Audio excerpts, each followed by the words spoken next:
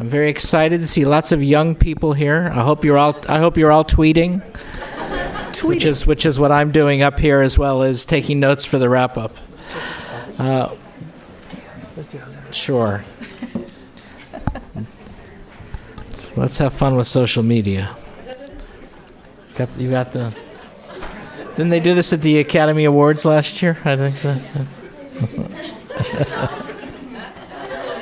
Brilliant.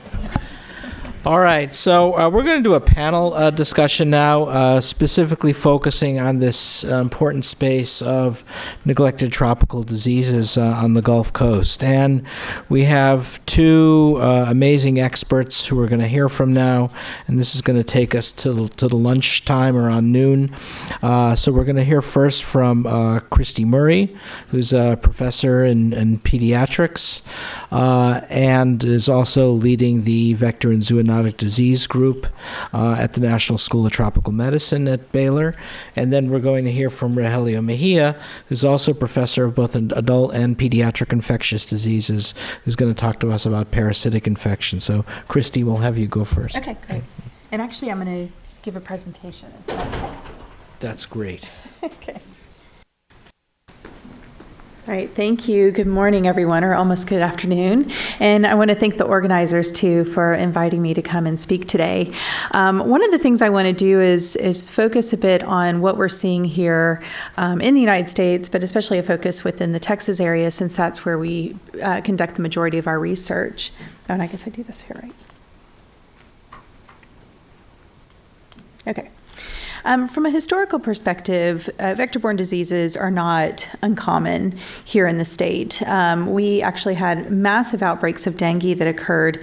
The first recognized one was in the 1895 to 1896 timeframe, with more than 16,000 cases reported just in the Austin area. And then a massive outbreak in 1922, where they estimated over 500,000 cases going from Galveston up into the Houston area and further out towards the west. We also historically have had St. Louis encephalitis virus. So these are all flaviviruses. St. Louis encephalitis first emerged here in Houston in 1965, had a very large outbreak that occurred, reemerged again in 1975, and that's when Harris County actually put a lot of emphasis into mosquito control. So we have the Harris County Mosquito Control Division. And really, it was because of St. Louis encephalitis that they began that initiative. West Nile was introduced here into the United States in 1999 up in New York City, and then introduced in Texas in 2002. It spread really quickly across the U.S. And chikungunya is one that we're still keeping an eye out. This is one that we believe is probably going to emerge at some point here in Texas. We're not exactly sure when. But to date, we've had 114 imported cases to the state. And this is all from people who are traveling from areas now that are endemic. So first, I'll talk a little bit about dengue virus. There are 4 different serotypes of dengue, and then recently they said there's potentially a 5th one, but it doesn't seem to be an issue right now. If you're infected with one serotype, it does give you lifelong immunity, but the problem is that if you're infected with the second serotype, you can end up with complications, specifically dengue hemorrhagic fever and dengue shock syndrome, which can be lethal infections.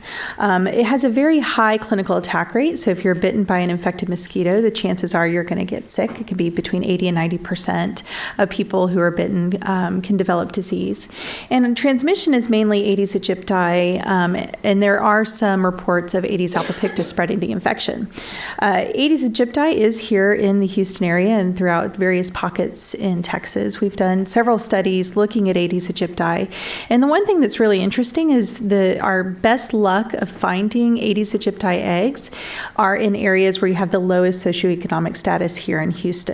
A lot of this is because, as Peter showed, the tires in these areas, people dump a lot of tires, and tires are the perfect breeding ground for these types of mosquitoes, as well as other containers that hold water. And so we find that this is a very severe issue in areas where you have a lot of trash or other debris where they can be breeding. So in terms of the epidemiology of dengue, more than 50 million cases worldwide each year are reported, with around 25,000 deaths. So this is certainly a very significant disease, and it is considered one of the neglected tropical diseases. Endemic in 100 countries, with 2.5 billion people living in areas of risk.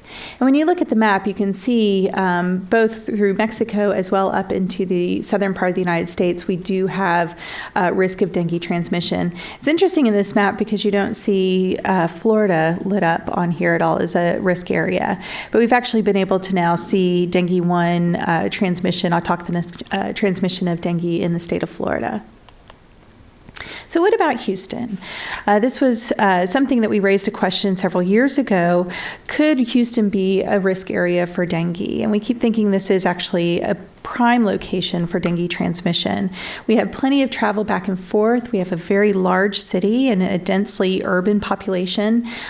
People are the reservoir for dengue, so it's actually a person who gets very high levels of viremia. When the mosquito feeds on them, the mosquito becomes infected and can transmit on.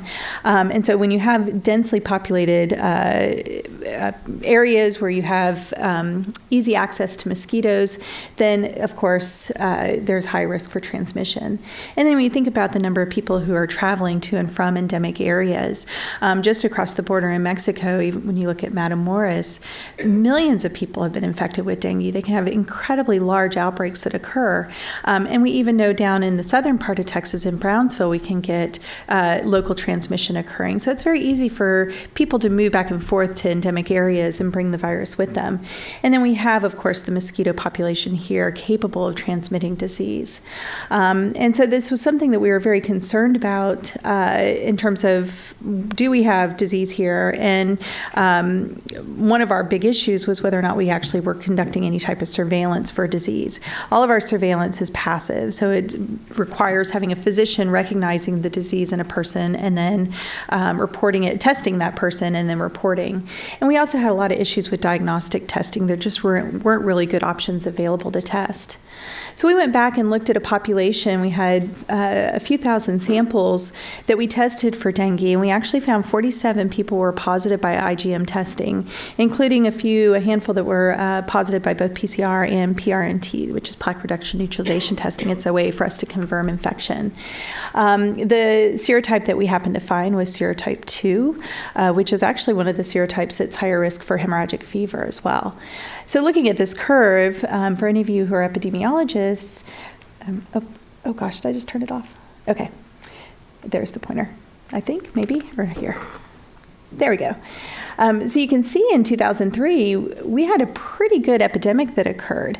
And these are just people who had disease basically compatible with an arboviral infection with samples submitted. So you can imagine that the number was probably much higher than this.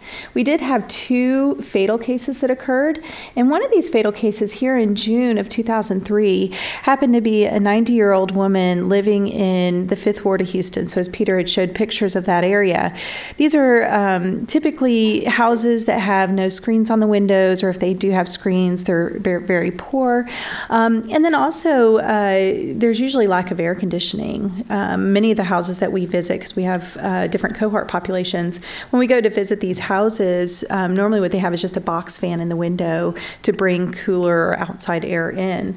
So this was a woman who happened to be bedbound in this particular area for 2 years because she had had hip replacement surgery that didn't go so well. So I think it was probably one of the best examples of a case where there was absolutely zero travel in this woman. No way she could have acquired the infection except within her household. The other fatal case was a woman who did travel from Mexico, started to become ill right before she traveled back to Houston. Classic dengue shock syndrome case, and yet nobody picked her up as dengue. None of the physicians treating her suspected dengue at all. And actually looking at all of our cases, when we went back into chart reviews on them, none of them were suspected as having dengue. So it was really concerning. And even with her, where she had a clear history of travel to an endemic area, and also this other child who had traveled from Mexico who came in, again, nobody suspected dengue. So I think that really shows how much we need to work on educating our physician population, making testing readily available. And the reason for this is because people can have dengue, be exposed to mosquitoes, and then transmit the virus onto mosquitoes. So it's really important important for us to have a feel for what's going on in our community so we can prevent other cases from occurring. West Nile is another virus that's here in the area, introduced in 2002.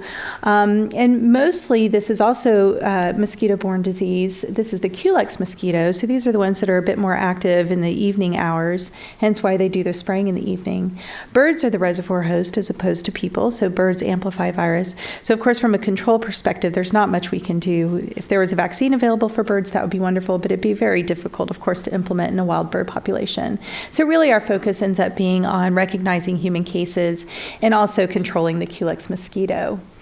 As Dr. Wolf mentioned yesterday, most people are asymptomatic, and I think he kind of downplayed West Nile a bit in terms of the impact of this disease on the population by saying so many people are asymptomatic. Around 20% are, but we do have 20% who develop flu-like symptoms, and then 1 out of 150 who develop neuroinvasive disease, so typically meningitis or encephalitis. And these individuals are incredibly sick. 10% of them will end up dying from the disease. So looking across the United States, more than 41,000 human cases have occurred, clinical cases have occurred, more than 1,700 deaths, and more than 16,000 of these cases are considered neuroinvasive disease cases. So again, this more severe clinical picture. So I don't think of this as a minor illness in the United States whatsoever. I think this is something we need to target for vaccine prevention. And I think there's more that we need to do in terms of understanding the disease picture, which is a lot of what we're focusing on in my group. What about Texas? In 2002, like I said, we had our first year of activity, and actually half the cases were in the Houston area, 735 cases in 2003, and then we said it looked like we're having this increase of cases every 3 years. And sure enough, in 2012, we had a massive outbreak that occurred. More than 1,800 clinical cases here in Texas, 844 neuroinvasive disease cases, and 89 deaths. And when we went back and looked at, how much did this cost our state? How much did this disease cost us? We looked at $47 million just in acute care cost as well as loss of productivity. That did not look at all at what happens in terms of the long-term costs or the mosquito control and public health effort that had to occur as a result. Most of the cases were up in the Dallas-Fort Worth area, and then you can see here Harris County, a little bit lighter than everywhere else, and we kept thinking this was because of our incredible mosquito control efforts. This is looking at our case characteristics for the 2012 outbreak. And the one thing I want to show is down here. So looking at our attack rates, we had a much higher attack rate in our white non-Hispanic group compared to black, 4.0 per 100,000 population and 3.2 in our Hispanic population per 100,000 population. But if you can look at the percentages, looking at our white cases, 72% had fever versus 63% who had neuroinvasive disease. When you compare that to our minority populations, Black and Hispanic, you can see 4.2 versus 8.8, 13.1 versus 21.8. And so minorities were actually significantly more likely to develop neuroinvasive disease or be reported as a neuroinvasive disease case compared to whites. So why do you think that is? Is it because of that they're inherently more likely to get more severe disease? I don't think so. I think this is completely an access to care issue. If you're white and you come from higher socioeconomic status, you are sick, you're going to go to the doctor, they're going to test you. I think it's an access to care issue as to why our minority populations are less represented in these numbers. And then when we think about the long-term cost of this disease, you can see here encephalitis, 70% of our encephalitis cases never go back to their baseline status. So this does develop into a long-term type of disability that occurs. Interestingly, these uncomplicated fever cases that are supposedly our mild cases don't recover nearly as well either.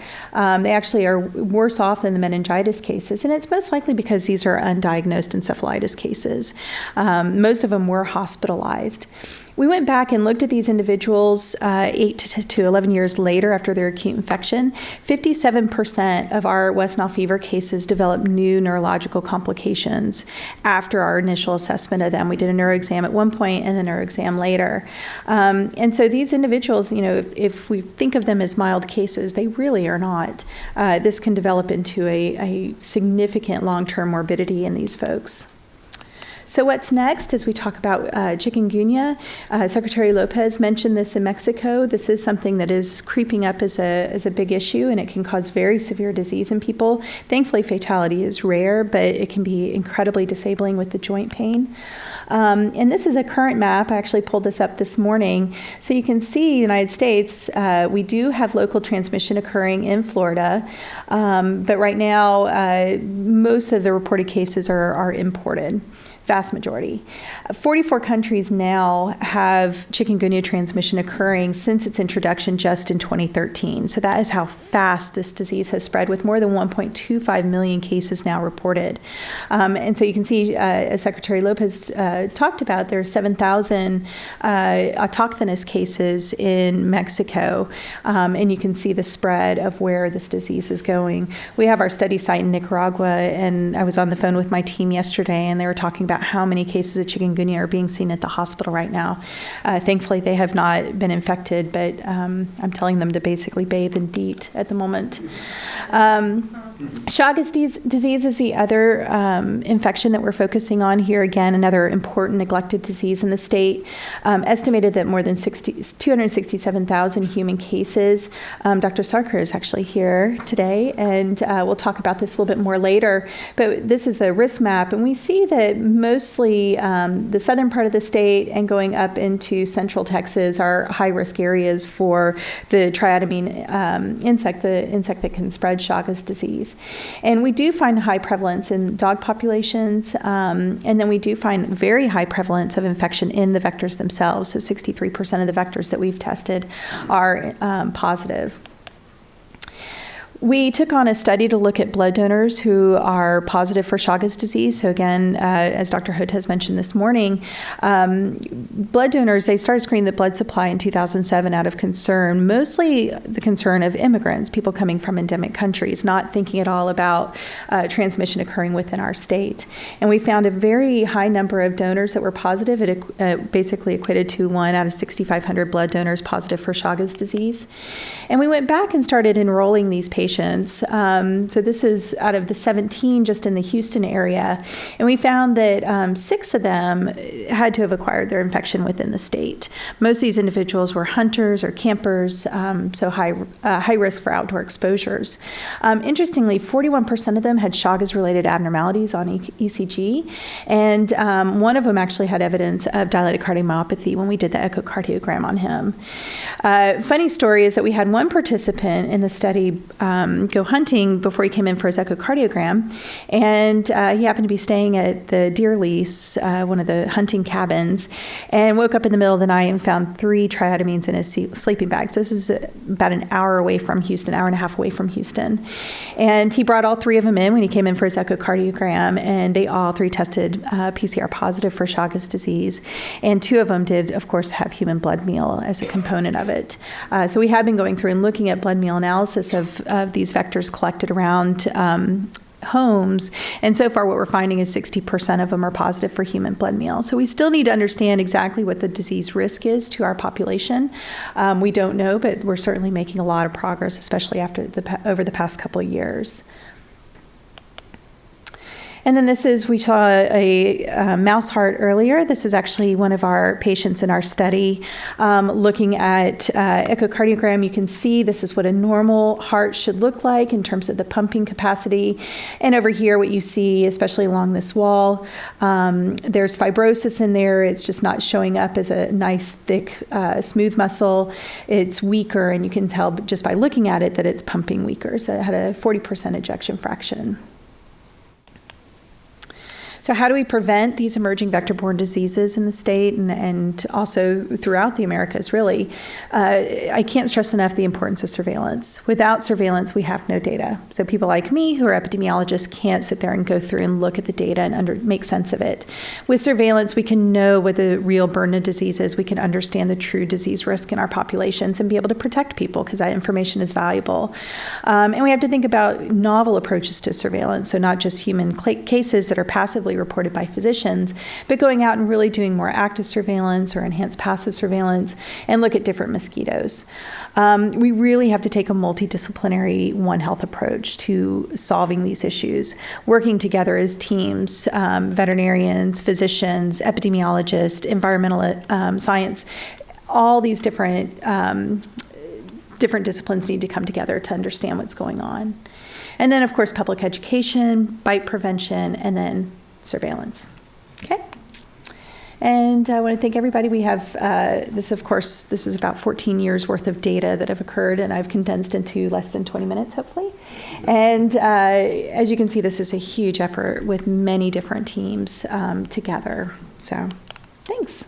Thank you. Let's have Dr. Mejia come up and then give his remarks, and then we'll do a panel discussion. All right.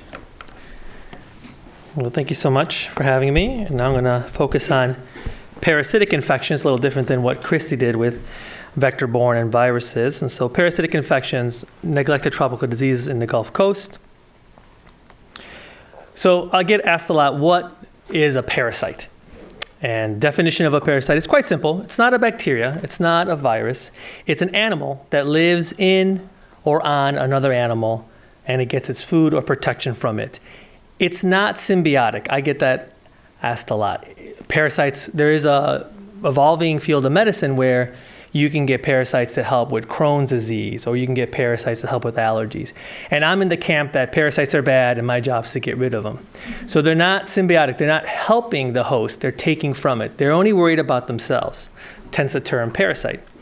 These are disease-producing organisms. So they're very complex. I'm not going to go over the life cycle because it would be an hour-long talk. Very well-developed organisms. They have a GI tract. They have a mouth. They have a central nervous system. Most worms, they reproduce, male and female. When we talk about worms, we like to focus on helminths, which has a complex life cycle. So what are some of the locations for parasitic infections? For worms especially, think temperate and warm climates, such as where we are here, the Gulf Coast, Mexico, places in South America. I'm originally from Michigan, and we don't have much helminths because it gets cold, very cold. Right now, it's probably already jacket weather in Michigan. It's also associated with poverty. And when you deal with poverty, you deal with improper sanitation, food contamination, and then exposure to skin. And when we talk about exposure to skin, we think of barefoot walking, walking without sandals, walking without any kind of shoes. But I also want to consider the inadequate footwear. So this little boy I took a picture of in northern Argentina, and he had some footwear, but you can see the gaping hole here in his foot, and you can see the toe sticking out. So this would still have soil and other contaminants enter the foot, and many of these helminths have a dermal penetration or a skin penetration. So he's just as much at risk as someone walking without shoes. So what about impact on health? Well, it varies, of course, from worm to worm. Most worms don't cause death. Of course, there are some that can lead to severe anemia, severe obstruction, but most worms, we worry about increased morbidity. So growth delays in children. If you have a high parasite burden, it's interfering with nutrition, and so they don't grow as high as their counterparts. They don't do as well in school, and so then the cycle of poverty continues. Hookworm causes severe anemia, especially on the burden, or depending on which hookworm. So I'm going to present a case that I saw here at Ben Taub, and we followed up at a tropical medicine clinic.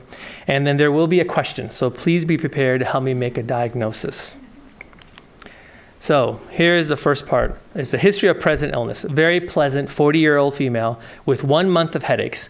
Doesn't have a long history of headaches. Just for the past month, they've been occurring every day. She also gets nausea and vomiting with these headaches, along with these transient visual changes. She says that her vision would become blurry, she doesn't wear glasses, when she would get these symptoms. And then they go away. All these occurred with the rapid or forceful head movement. So she would turn her head to the side, and she would get these symptoms. She would return it back to the upright position, and they would disappear. Social history, which is always the best part of infectious diseases. This is where you get all the answers. So she's born in Mexico. She's from a small town, Serra Azul, which is in Veracruz, near the Gulf of Mexico. She was born poor. Dirt floors, outdoor latrine. These are questions I always ask, and I have my students ask the patient. What was your house like? What kind of latrine did you have? There was chicken and pigs on the property. And animal husbandry, when you're in poverty conditions, is very important. So they let these animals come in inside of the house because they're very important as part of the meal. And her mother would butcher and prepare all her meals. She came to the U.S. at age 3. No further travel. So now 37 years in the U.S., in Houston, and no further travel. And now she is doing pretty well for herself. Married, kids, medical technician in a dermatology clinic. So she doesn't have the same exposures as she did when she was 3 years old. So, of course, we come into the hospital and we're going to do a CT and an MRI. And I'll walk you through the MRI. This is the initial MRI. Here is the eyes. Here's the nose. Here's the back of the head, the cerebellum. And this is the fourth ventricle. And it's very enlarged. And I'll show you a normal fourth ventricle in a second. And all the white is enhancement. So this is a very enlarged mass in the fourth ventricle. The black is fluid. This is what this CSF is, or cerebrospinal fluid. And then if you go further inferiorly, you have these two channels called Luschka, the lateral channels of Luschka, and her left one has a mass inside of it, and they're also very inflamed. So she had this process inside her brain that was occluding the flow of cerebrospinal fluid. And then here's a sagittal view, so you can make out the face, the nose. This is the fourth ventricle, extremely enlarged, and I'll show you what it looks like normally. So this is the patient that I'm speaking about. This is what a fourth ventricle is supposed to look like. This is a normal sagittal section. And so she's 10 times the size of a fourth ventricle. So when I talk about cerebrospinal fluid, it builds up here in the choroid plexus, gets distributed out through the brain, goes through the ventricles, and it goes down the spine, comes back up, and that's what keeps your brain lubricated, keeps it protected. And she has some type of mass that's causing this impressive cyst formation. So when someone has this type of syndrome where it's positional, she has these symptoms, and with an MRI like that, we go right away to neurosurgery. So this is the neurosurgical, and I need the mouse, there we go. This is the surgery of her. So here is the cerebellum. This is a midline incision in the back. The hole is where the aqueductus sylvis is, and the blackish is the cerebrospinal fluid. And so what the surgeons will do is they will put a sterile catheter and pump normal saline behind the mass and force it out. And then when they see that they have enough of the mass out, they'll take forceps and tease out the cyst. You think you're having a bad day? There we go. And then this is an important part of the parasite, because you already know this is a parasite. And then we just pull it out. And there it is. And then, so that's from the surgery. Good. I hope so. I hope so. I hope so. So right away, you take the cyst to pathology. They do sections, and you have these organelles in this H&E stain. You have these internal organelles. You have this round structure, and then more impressively, you have this tegument that's from a worm inside the pathology. We already knew what they had before the surgery because the imaging was very prevalent. So what does this patient have? Name this parasite. Is this Strongyloides cercoralis, or also known as the threadworm? Is it Ascaris lumbricoides, which is known as the roundworm? Is it Tinea solium, which is the tapeworm? Or is it Necator americanus, or the hookworm? Anybody? I know. Well, yeah. Good. Well, what do you think it is? Tinea, right? Good. Yep. Tinea solium. Excellent. The human tapeworm. Tinea solium. So from surgery, we had the evidence of a large obstructing cyst in the fourth ventricle. From pathology, the tegument and internal structures were consistent with the tinea helminth. And then from the labs, we did this after the surgery. Her serum cysticercosis antibody was 6.08, and anything above 0.9 is positive. So she was very positive. So what did she have? She had what's called Bruin syndrome. And Bruin syndrome was Dr. Bruin's back in the 1900s, where he observed that people with cancer in these regions would have these positional obstructing hydrocephalus. So think of it like I was trying to paint a picture of. The brain is really a system of plumbing that moves around CSF. And if you have this obstruction, then you're going to get symptoms of hydrocephalus, nausea, vomiting, eye changes, and it can be very severe, especially in the acute setting or the rapid setting. So the mass will obstruct the outflow at the third or fourth ventricle, triggered by an abrupt movement of the head. So think of it as a ball and valve mechanism. So I used to, when I was a kid, go scuba diving, and like the scuba diving snorkel will have a little ball that was inside a valve. That will occlude just like the cyst will, and it will increase pressures, leading to hydrocephalus and symptoms. These are generally associated with tumors, but it's been reported also in neurocysticercosis. This is a neurosurgical emergency because just since she can turn her head and her symptoms resolve, one day it might not, and then she would get increased hydrocephalus and could die. The mass can incarcerate and cause catastrophic hydrocephalus. But let's talk about the good news. So follow-up for her. Symptoms improved after surgery. We treated her with 30 days of albendazole, which is a standard treatment. It's a little longer than the normal treatment for neurocysticercosis, but when you have an interventricular lesion, even though we removed it, you always worry about residual lesions. So we gave her a month of treatment. We gave her steroids to reduce inflammation, and we seen her at our TropMed clinic, and she was doing well at 6 months. So that was the good news for her. This is the post-op day number 2. I don't compare it to the MRI because this is a CT, and it's just smaller. That lesion was much smaller, 2 days, and I think you'll more appreciate it in the lateral luschka over here. That was much smaller than originally seen. So surgery, steroids, and she got better. So what are the clinical questions that you should be asking yourself? Where was she infected? And what are the explanations for her latency period of her symptoms? So she moved from Mexico at 3 years old, never went back, never traveled anywhere. She lived in extreme poverty at the time. And then she comes to the US and then no further travel. Here she's a medical technician, so she doesn't have a lot of exposures. So most likely the patient was infected during her time in Mexico. The source was probably her mother. And this is a very common thing we see throughout Latin America, is that the food preparer, the ones who are preparing the pig or butchering the pig, they get infected. They get their hands infected with the eggs. So her mom was the source of intestinal tiniasis, or she contaminated the daughter or the other family members with the eggs when butchering pigs, preparing the meal.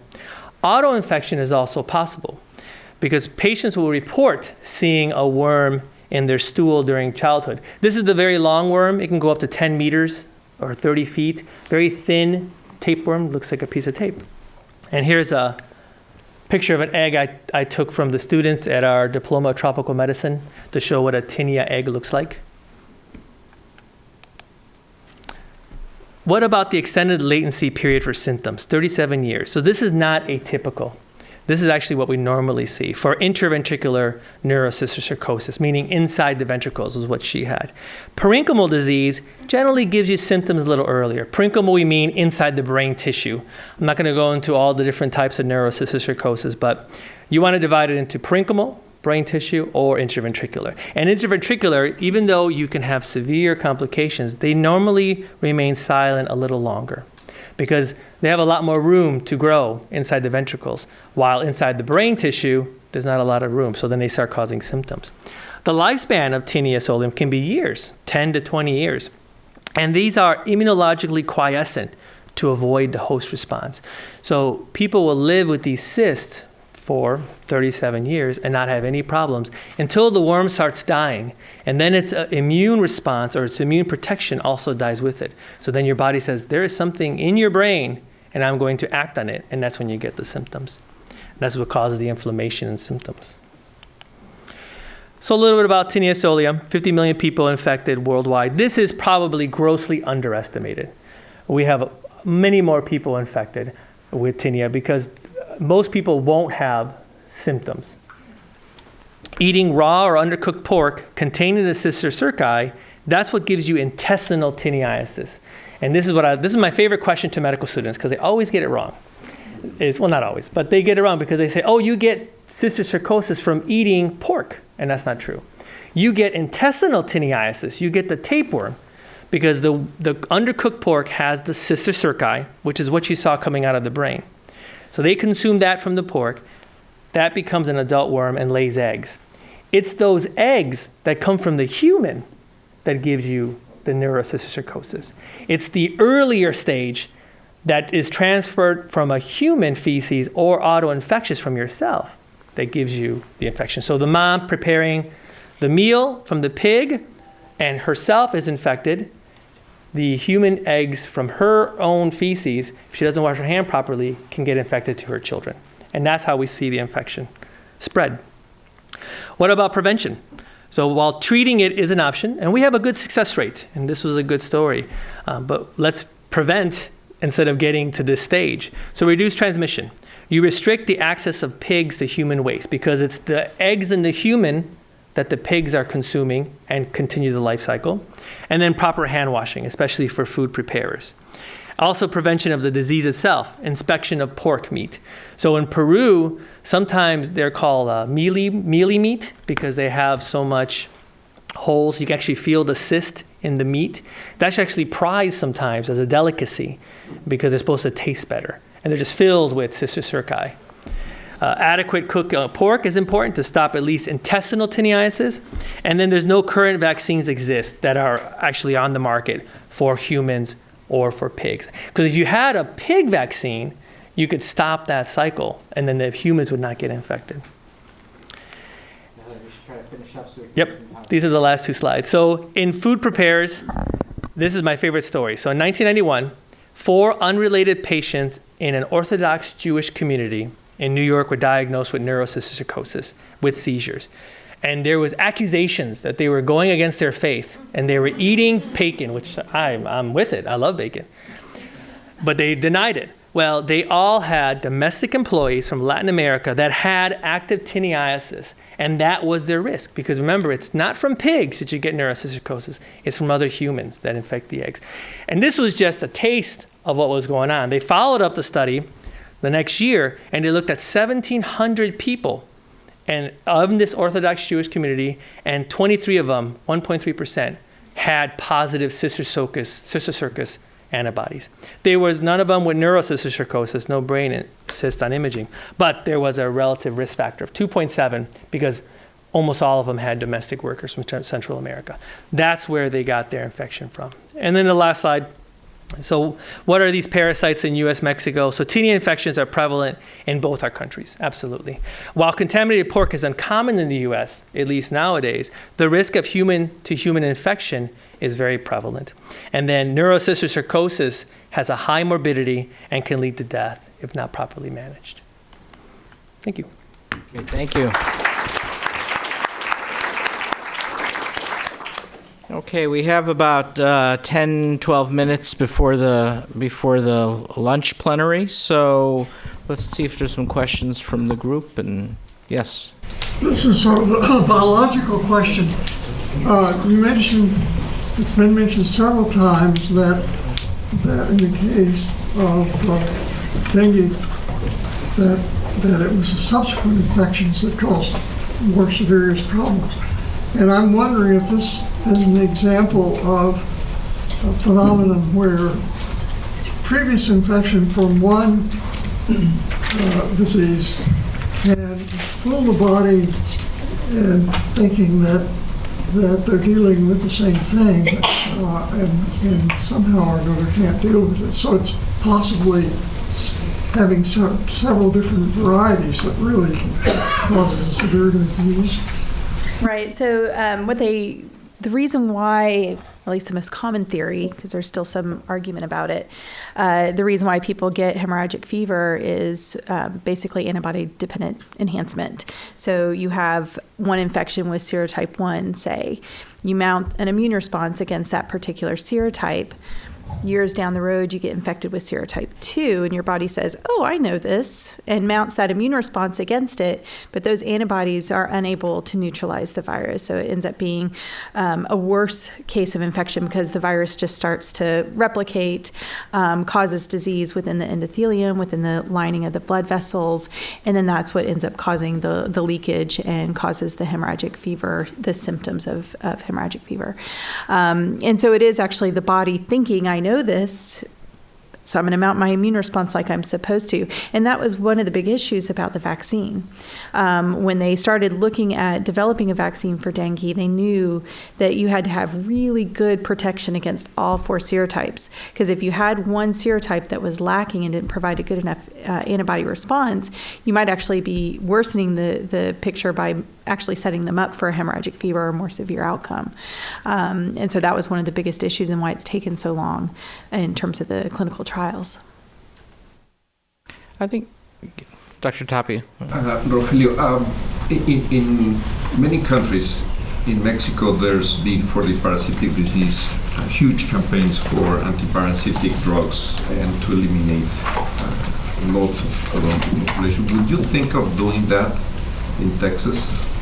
So I know initially some of the studies were with niclosamide, and we don't have that available here. One of the problems with neurocysticercosis, it's so quiescent, meaning that people will have brain cyst and not have any symptoms. And even a small dose of praziquantel, which is what we treat here, could set off an emergent problem. So it's one of these things where it's not as easy to eradicate as, let's say, hookworm, because some people will actually suffer due to the mass drug administration. I think for, at least in my viewpoint, a better testing, a quick testing, and then rule out who has at least a positive serology, and then maybe mass drug campaign. I'm not sure if it's applicable here because the communities are very transient. We have migrants who went across the country, so I think just good vigilance is important. And I think one of the big issues is that we still just don't understand the true prevalence of these diseases in our population, even with intestinal helminths. We have no idea what percentage of people have tapeworm or have hookworm or have ascariasis. We have no idea. And so that's one of the things I think is really needed are the types of studies to go in and understand the prevalence of disease. I mean, I think one of the themes that's emerged from both talks is the fact these neglected diseases really are health disparities. So I think intuitively people don't appreciate, for instance, that the vector-borne diseases are disproportionately affecting the poor and those living with poor quality housing, and of course the same with the helminth infections.